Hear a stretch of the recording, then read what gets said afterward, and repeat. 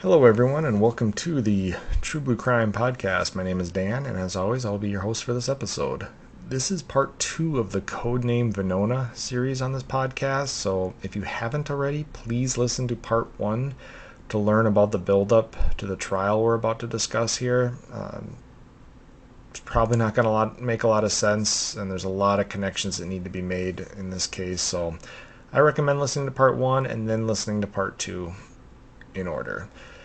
If you'd like to get updates about what the podcast is up to, please like and follow the True Blue Crime Productions Facebook page. More information can be found at the show's website at truebluecrimeproductions.com. And if you'd like to email the host directly, my email is truebluecrimeproductions@gmail.com. Finally, if you can, please support the show via Patreon. Any donation level helps, and it will help ensure I can keep making free episodes of the podcast and expand the podcast in the future. Any donations will receive a shout out in a future podcast and a thank you message from the host. Also, for no cost, please rate and review the show on whatever platform you are listening to. Thanks so much, and without any further ado, let's dive into this episode of True Blue Crime. So just to recap part 1, in case it's been a little bit since you've listened to it, since this is kind of a complicated case, we talked about the married couple Julius and Ethel Rosenberg. They had met while attending Youth Communist Party meetings in New York in the mid-1930s. Julius Rosenberg had obtained a degree in electrical engineering and was working for the Army Signal Corps during World War II. A secret program designed to spy on communications between Soviet officials and American spies called Codename Venona intercepted several coded messages during the early 1940s. Those messages would later be used to uncover a large espionage ring that was selling secrets to the Soviets during and after World War II. The government stated the spy ring was run by Julius Rosenberg and his wife and contained Ethel's brother David and 4 other engineers that photographed documents ranging from missile and jet development to secrets about the atomic bombs. Now, when we finished part 1, investigators were now hot on the heels of David Greenglass, and this is because a scientist named Klaus Fuchs had been caught selling secrets to the Soviets, and he in turn gave up his courier, who was a man who was identified as Harry Gold, and when Gold was arrested, he would then give up the name of David Greenglass. So David Greenglass, who is the Ethel Rosenberg's brother, Julius Rosenberg's brother-in-law, now know that investigators are hot on his heels. But a freak accident on February 14, 1950 may have changed their history. David's wife, Ruth, was pregnant with their second child and got too close to a gas heater in their apartment, and she caught on fire. David extinguished the fire, but Ruth had suffered severe burns and required skin grafts. David had suffered second-degree burns on his hand. And this all happened while they were learning about Fuchs and Gold's arrests and had to know they would be getting talked to very soon by the FBI.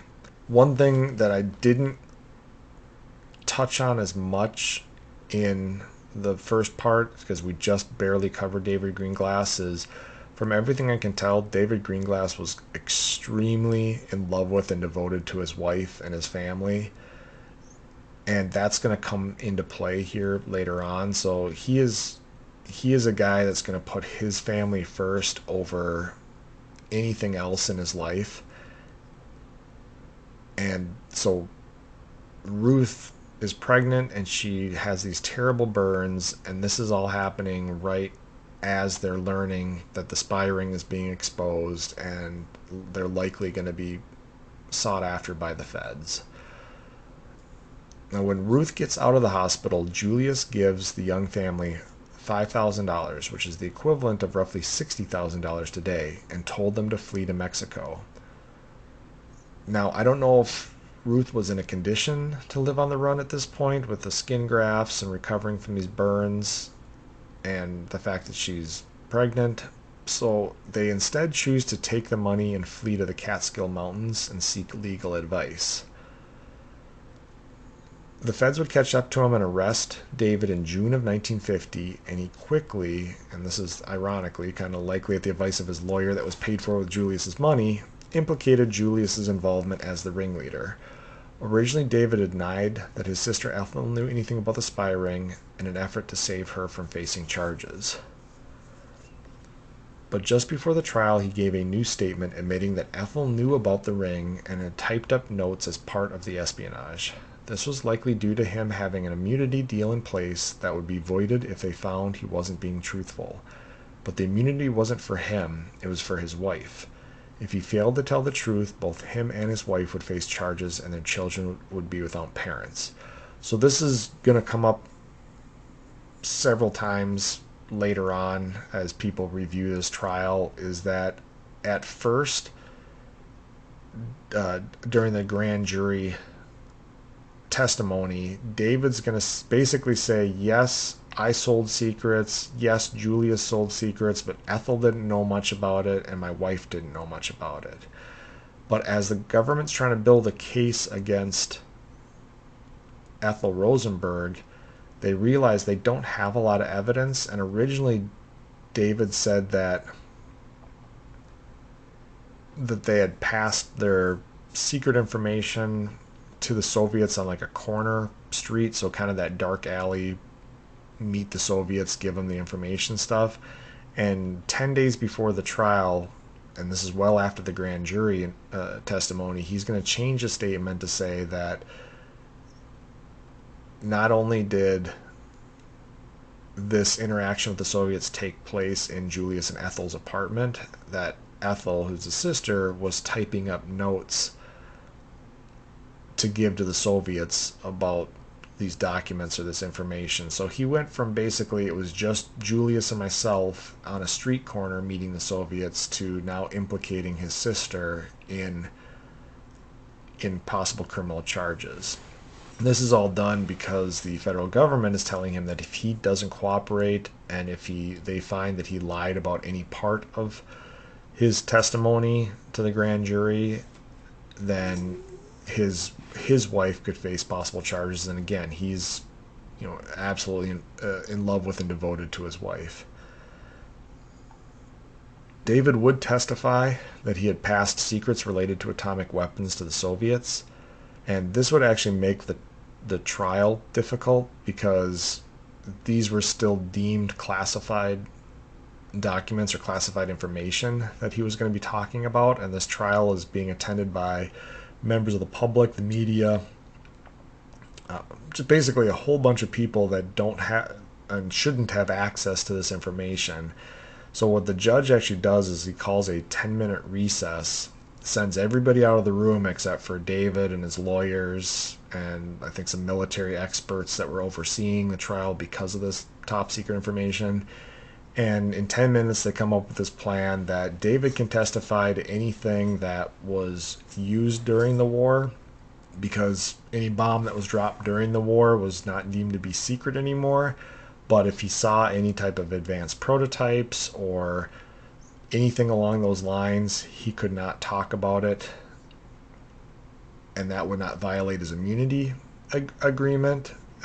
And then when the media came back in and the public and stuff, the judge addressed the media and told them to use discretion on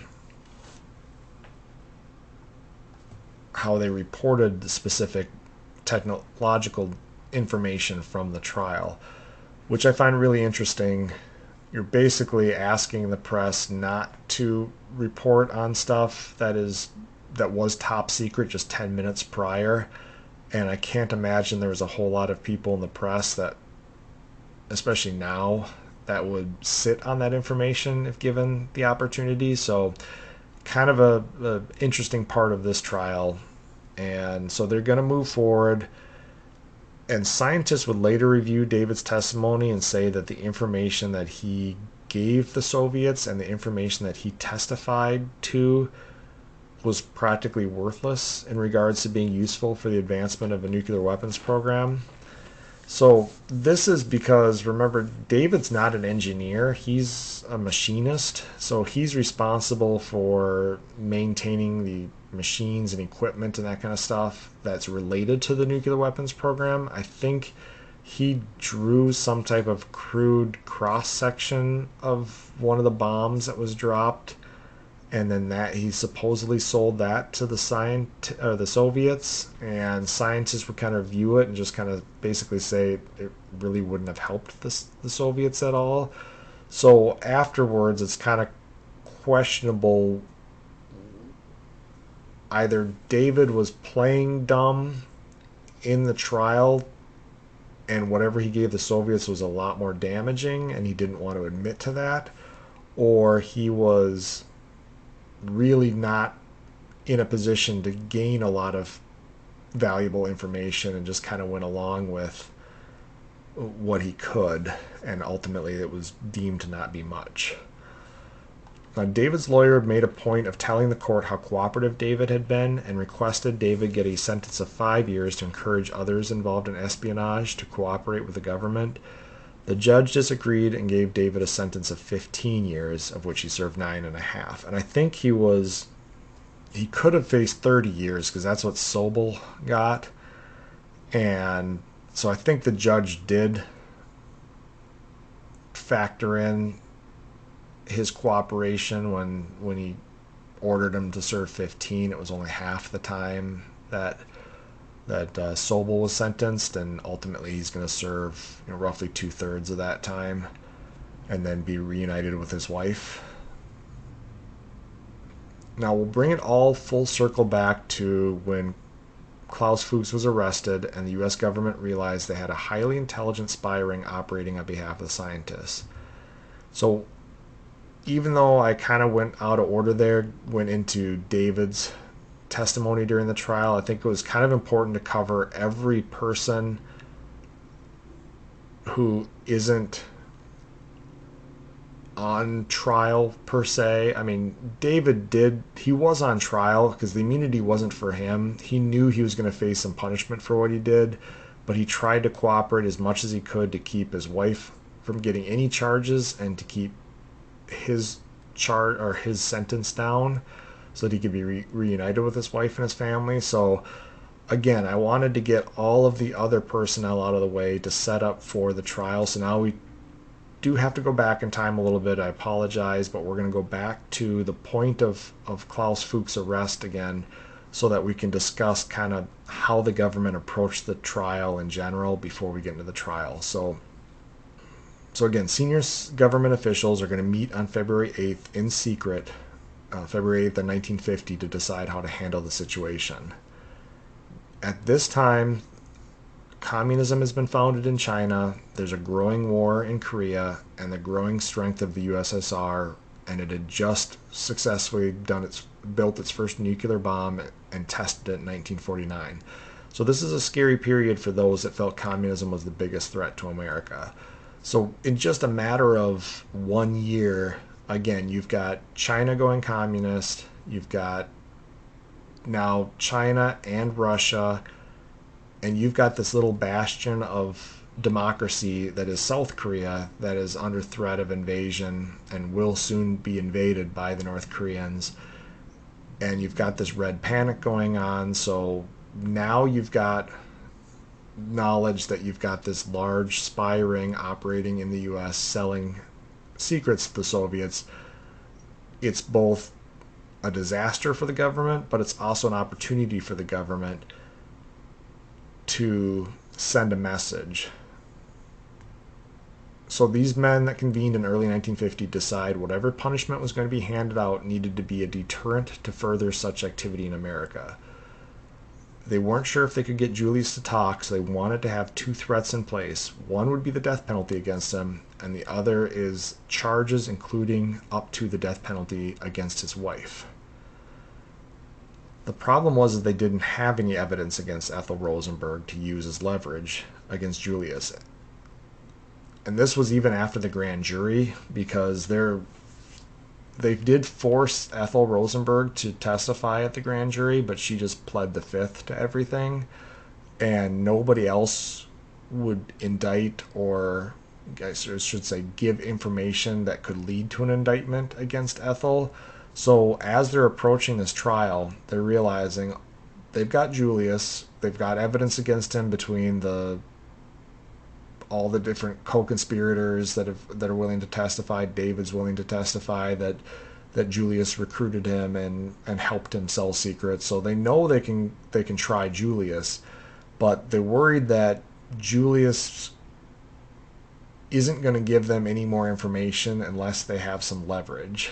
So they roll the dice and go back to David.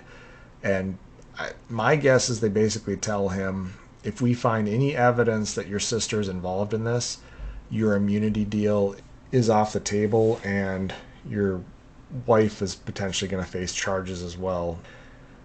As we'll find out eventually, Ethel does have a small role in this, and it's possible that some of these guys knew about the evidence against them in terms of the anti-espionage activities like the Venona project.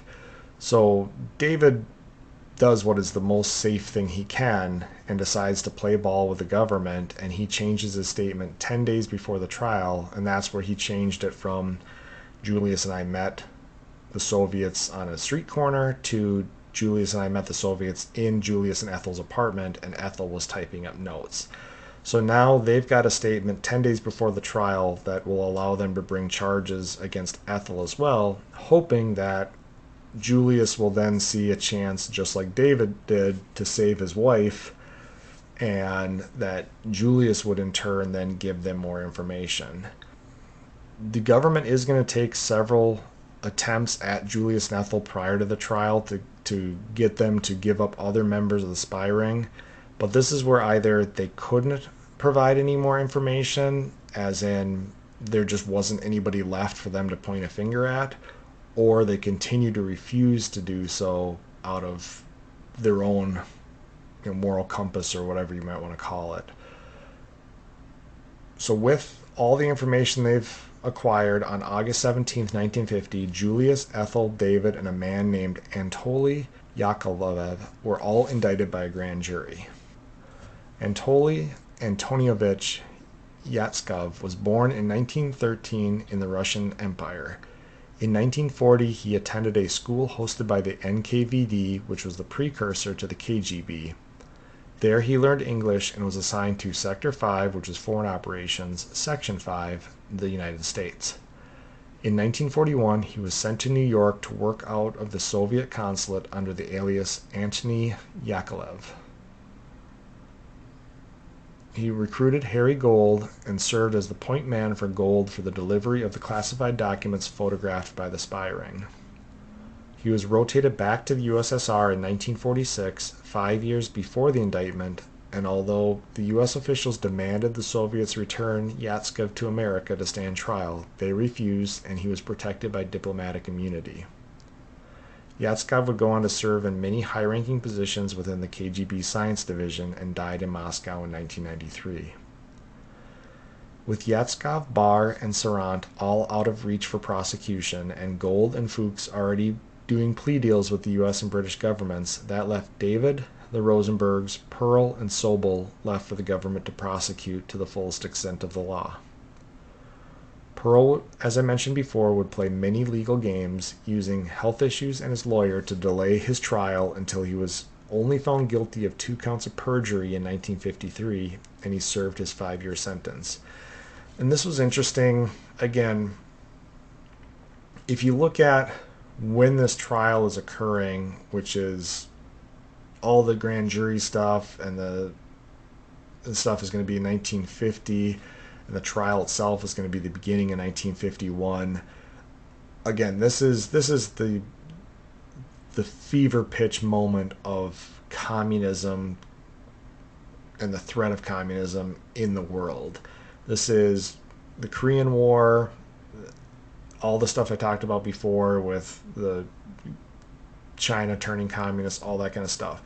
Now, if you even just push forward a couple years, the Korean War has come to a stalemate, so we're not, as the U.S. is not actively involved in any armed conflicts with a communist country at this point.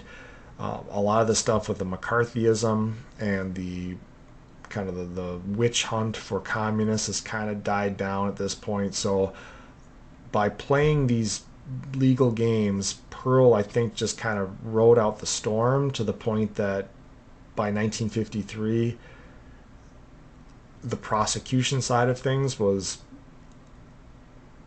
approaching things differently, and they just wanted to be done with it. So he agrees, or he takes it to trial, and the government at that point had dropped it down to, I think it was 4 counts of perjury for lying about his involvement with these other guys.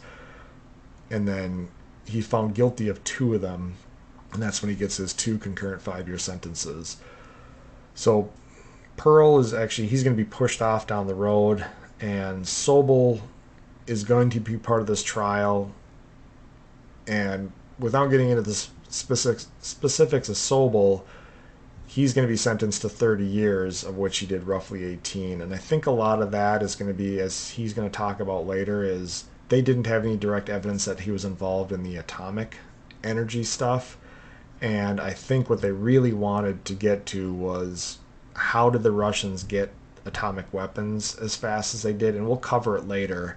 But I think that was their main focus. So Sobel wasn't up for the death penalty, not because he cooperated, but because they didn't have evidence that he was linked to any of the atomic stuff that they believed they could trace back to David and the Rosenbergs.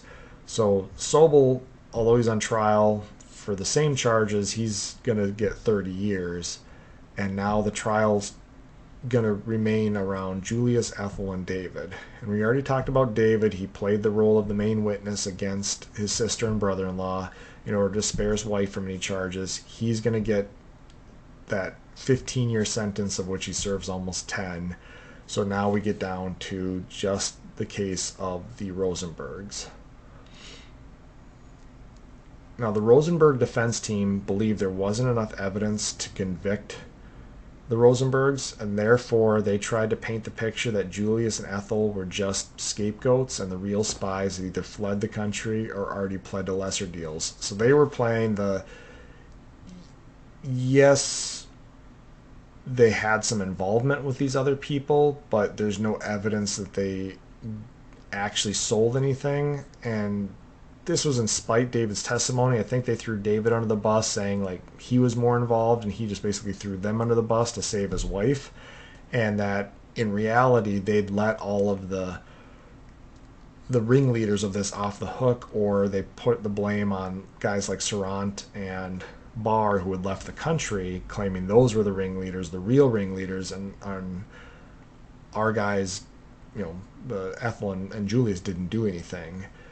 So they even put the Rosenbergs on the stand in their own defense, and this is a tactic used by defense attorneys to try to garner a lot of times support, or basically the people can tell their side of the story. Now the flip side of it is that the prosecution then gets to cross-examine them, gets to ask them questions, but because they're the ones on trial, they can plead the fifth. They don't have to answer questions about whether or not they committed crimes, or whether or not the certain behavior of theirs was criminal in nature. And so by pleading the fifth, it actually in this case has the reverse effect, that because the jury is made up of a jury of their peers, and these people are living in this red menace scare going on, they saw all the evidence presented by David, and then they saw these guys on the stand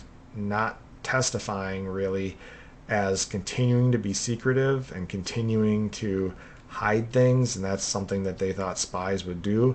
So this actually is going to play against them, because they wouldn't even answer questions about were they members of this youth communist party, because they were afraid if they answered those yes, that the jury would see them as pro-communist and would hurt their case. So instead they would plead the fifth. Well, by doing so, you're almost answering the question, and you're doing it in a way that is suspicious, especially to the jury. So their defensive strategy backfired, and the jury finds them guilty on day 22 of the trial. On April 5th, 1951, the pair was sentenced to death in accordance to the Espionage Act of 1917, which allows for the death penalty for those convicted of providing information relating to the national defense to a foreign government. The judge ruling over the case made the statement that by providing the Soviets with nuclear weapons capabilities, they had already caused the deaths of American servicemen in Korea because it gave the Soviets, Chinese, and North Koreans the confidence to invade South Korea because America now had to fear the Soviets' potential use of nuclear weapons. The U.S. government apparently had offered the Rosenbergs a chance to remove their death sentences if they provided the names of other spies and admitted their guilt. The Rosenbergs declined and stated they refused to admit guilt and would not be coerced to, even under pain of death.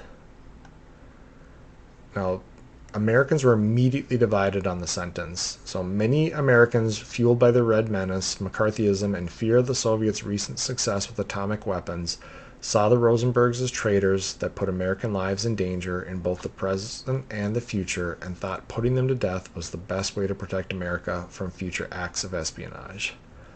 Others felt that the death penalty was a political move to deter people from expressing extreme left-wing or communist views, and the Rosenbergs' actions did not reach the necessary threshold for death.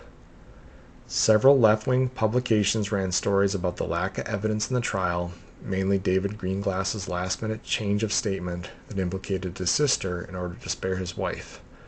Many felt that Ethel was either not involved at all in the espionage or barely involved and did not deserve a death sentence.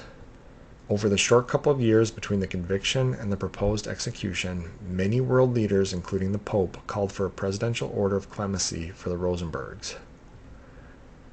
There are several unsealed documents that show various Americans and world leaders writing letters to Eisenhower, pleading for him to remove the death penalty. There's even a copy of a letter from Ethel Rosenberg to the president, asking him to grant her clemency so she could see her children grow up, even from behind bars. Several appeals were filed on behalf of the Rosenbergs to overturn the conviction and or the sentence, but of the 9 appeals filed, none were reviewed by the Supreme Court. Proponents for the execution would point out that the Rosenbergs received a fair trial in accordance to the law and had not been afforded any misjustice, and refused at all times to cooperate with the government and in the government's effort to spare their lives. Eisenhower's legal advisors told him there was nothing done unjustly in the process and the punishment fit the crime. Eisenhower would later write about how he had to decide between sparing the lives of these convicted spies or take a stance against the dangers of espionage. He felt if he chose to spare the Rosenbergs, he was projecting America as weak and open to further espionage that would cost more American lives in the long run. By denying clemency, he was sending a strong message to the rest of the world that America would not tolerate espionage and was not afraid to enact punishment to those who would commit acts such as this on American soil. Both Ethel and Julius Rosenberg were put to death by electrocution on June 19, 1953. They were laid to rest 2 days later in Brooklyn. 500 people attended the funeral, while another estimated 10,000 stood outside. The Rosenbergs were the only 2 American civilians executed for espionage during the Cold War. The case of the Rosenbergs has been hotly debated for 70 years, but with the fall of the Iron Curtain and the slow trickle of classified U.S. and Soviet-era documents in regards to the operations, a closer semblance of the truth has come to light. All of the research out there points to one fact. The Rosenbergs were, in fact, Soviet spies. Sobel admitted it in 2008, and there are plenty of unclassified Venona codes with the code names for Julius Rosenberg, David Greenglass, and all the others involved to show that there was a sophisticated and well-run spy organization during World War II. However, analysis of the documents revealed that Julius Rosenberg's involvement was mainly limited to non-nuclear military and industrial secrets, and of those on trial, only Greenglass gave the Soviets any nuclear information. As mentioned before, Julius ceased to have any access to classified information after 1945, when he was discharged from the Army, so his involvement would have been war-related, not post-war, and many believe he felt he was doing something to help the Soviets defeat Germany without understanding the long-term repercussions against America. Decoded messages prove Ethel was aware of the spy ring and may have had limited involvement, but most agree now that she did not commit espionage at a level that warranted her execution. Declassified Soviet information does show a great deal of information obtained via the spy ring in the area of jet propulsion, radar and missile technology, and other related items, but most experts believe the information provided by the spies at Los Alamos, including David, was inconsequential on the actual development of the Soviet nuclear weapons program. In 1945, it was estimated that the Soviets could build an atomic bomb by 1950. They built and tested their first bomb in 1949. Whether or not the information they obtained from the spy ring helped advance the process by a year is still debated. However, it was revealed that the scientists working on the Soviet nuclear weapons program and their leaders were very wary of any outside information and would likely have ignored most information provided to them even by the KGB. The Rosenberg children have worked tirelessly to try and clear their parents' names, especially that of their mother. They believe she was used as a pawn to try and turn Julius to give up more names, and when the gambit failed, the government doubled down and then couldn't walk away from the conviction. The Venona codes themselves have all been declassified and show that Julius Rosenberg and his Soviet handlers ran a highly successful spy ring during the 1940s in America. If those codes had been made available during the trial, it's likely that Julius's outcome would be much the same, but many others would have met his same fate. However, the codes also show that Ethel's involvement was minor at best, and the codes likely would have spared her life. That's kind of the end of the information out there in regards to this case, but I do have some stuff just to cover that I either couldn't get in the narrative or thought it would be better to do in free form. One thing I couldn't find, and I looked and looked and looked, is I believe in the saying, follow the money. And one thing I noted from the couple times it was mentioned in the different articles was Julius seemed to have the ability to produce large amounts of cash. I mean, $60,000 today, or in today's money for David, and $25,000 in today's money to Pearl.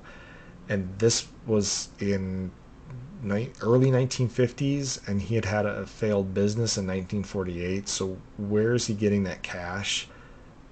And so some of that flies in the face of that he's not still selling secrets after 1945, because it seems like at least the spy ring, maybe it's just payments for him running the spy ring in general, he's still getting large amounts of cash, and people assume it's from the Soviets at this point. Now, I never saw how much people believe he was paid in total, or any members of the spy ring were paid in total, I guess I should say.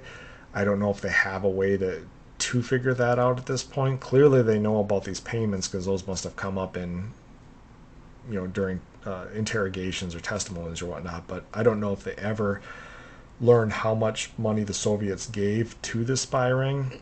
However, there was an estimation that just on the nuclear side alone, and this didn't just include the stuff from Glassman and whatnot, I think this has included the stuff from Fuchs and some others, but something to the tune of, in 1950s value, something like $4 million worth of research was in the nuclear, just the nuclear side of things, was given to the Soviets by people at Los Alamos, which I guess in today's money would be in the hundreds of millions of dollars worth of research.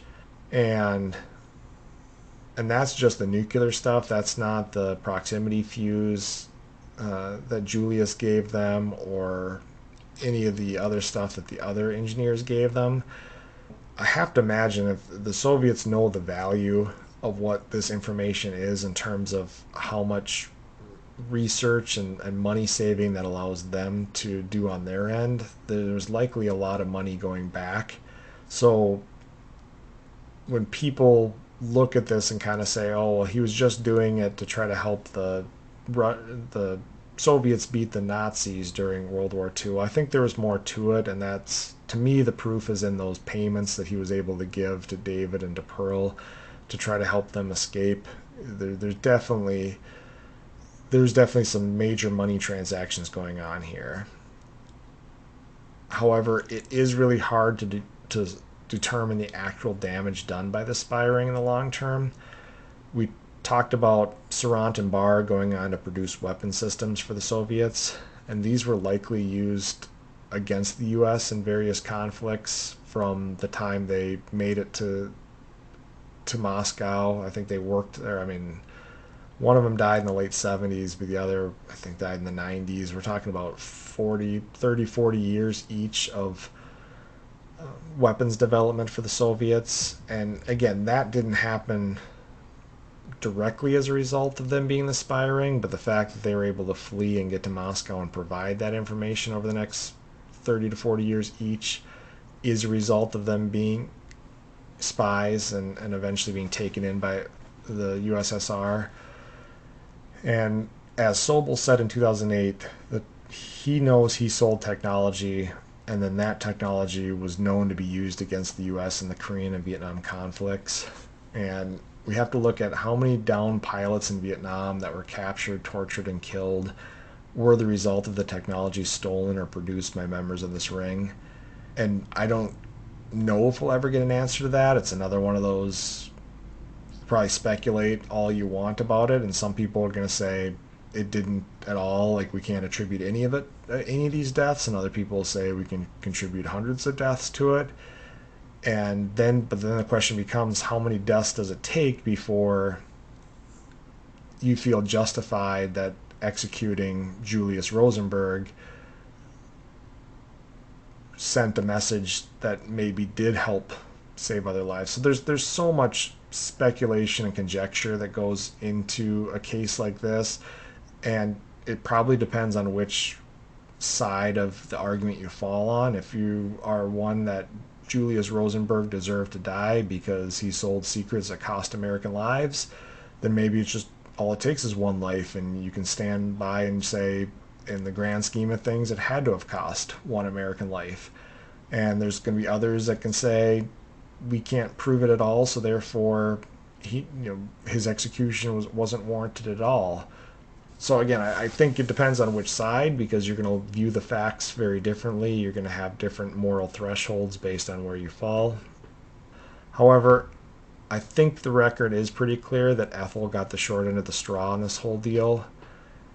Not that I don't think she didn't know what was going on, and not that I didn't think she didn't know the danger of what would happen, but I think in the grand scheme of things, her involvement was pretty minuscule and warranted a much lesser punishment. Especially when you look at, she wasn't actually on site of any of these top secret facilities, photographing or, getting any of this information that way. She may have been involved on the back end of typing some stuff up. She was trained as a secretary, and so it's possible that her husband employed her to type up some of this stuff for the Soviets. But her name wasn't even given a code name in the Venona project. Like, the Russians didn't have a code name for Ethel Rosenberg. So if she wasn't even important enough to the Soviets to be mentioned by code name, then her involvement was probably pretty minuscule, and definitely less of an involvement than, say, David Greenglass or Sobel or Pearl. Pearl sold jet propulsion stuff that likely both furthered the MiG development program and set back the U.S. jet program to a certain degree. And he got 5 years for perjury, 2 concurrent 5-year sentences, so 5 years total served for perjury.